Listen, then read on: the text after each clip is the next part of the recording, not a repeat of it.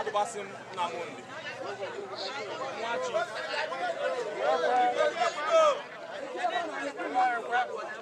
Nwa Chief Emmanuel Adubasim. Abụ m nwanne unu. Abụlụ youth chairman n'ọbụrụkwa m nwa mere onwe m n'ụkwa n'ụlọ nwa si m banye ọchịchị a.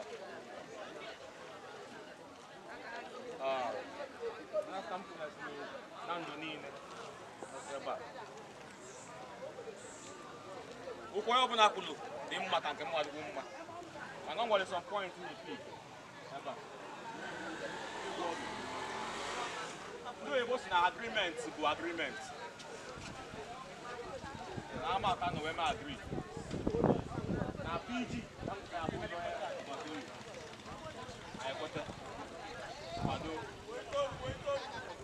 anyị kwete wakwado Omega. O nwere nwanne anyị nwoke anyị ga-aga isi wee meka wacheta agreement anyị. O nwere okwu ekwuru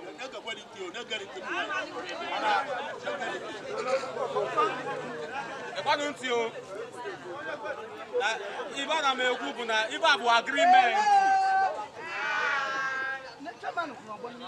Agreement anyị na Omega mere 2026 bụ anyị nwanwe PG Nando na-ebuka n'aka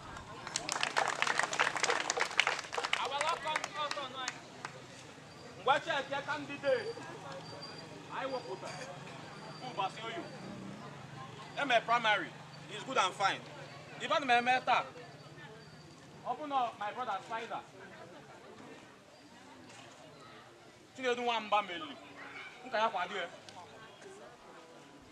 onye ọbụla nọ ebe a ma m ọfụma ebe mụ achọ bụ ụgbọ na-aga aga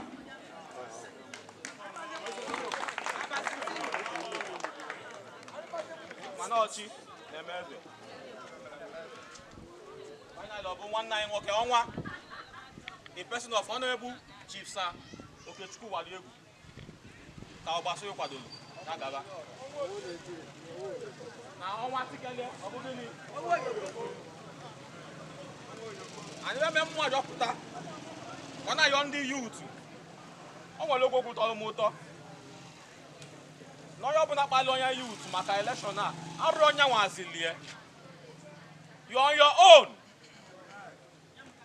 If I not put together mmenye one testimony.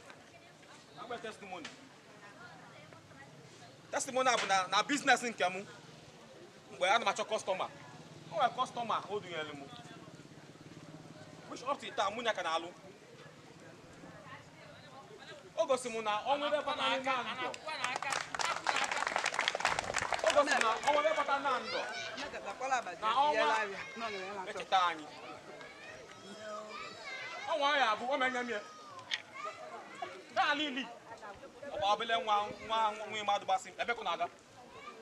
O jide m. Mana adị m privilege. Onye mụ the contact. O mezie m we believe so much in him. So if I don't know na mụ abụ eze rom na mụ Adubasim. Na guarantee Uwadiegwu ma Nando niile na Onwa is the best candidate.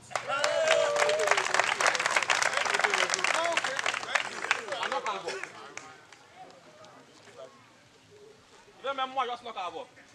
When I buy 9 or less on the 5th of January, I put an Igwe. What support one? But I more believe in a Melibunkai.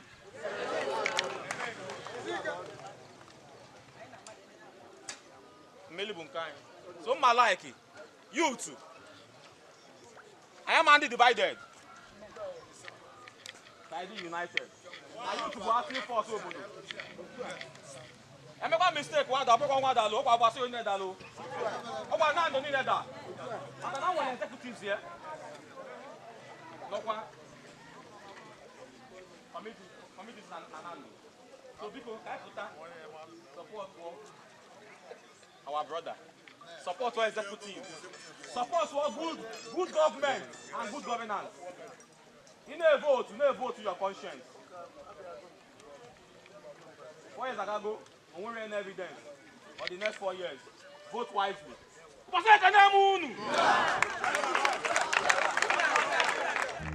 Onye bolo Onwa Nando lora mweli iwa mo ne melo.